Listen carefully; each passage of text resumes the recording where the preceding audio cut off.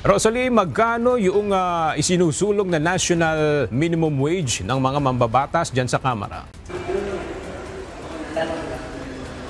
Aga 1,200 pesos na national across the board daily minimum wage para sa mga manggagawa sa pribadong sektor ang isinusulong na maipasa dito sa Kamara ng Makabayan Lawmakers. Ngayong araw nga inihain ni na ACT Teachers Party List Representative Antonio Tino at Kabataan Party List Representative Rene Co ang National Minimum Wage Act of 2025.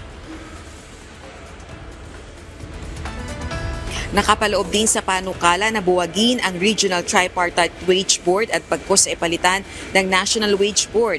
Ang Kongreso o Presidente umano ang dapat na nagtatakda ng halaga ng arawang sahod ng mga manggagawa. Noong 19 Congress nang ihain din ng Makabayan Bloc Lawmakers ang kaparehong panukala pero hindi ito umusad at nasa House Committee on Labor and Employment lang. Hindi naman tuluyang naisabatas ang panukalang aumento sa sahod kahit naipasa sa dalawang kapulungan ng Kongreso ang legislated wage hike na may magkaibang halaga, 200 pesos dito sa Kamara at 100 pesos naman sa Senado. Taong 1989 pa nang huling maaprubahan ang isang legislated wage hike.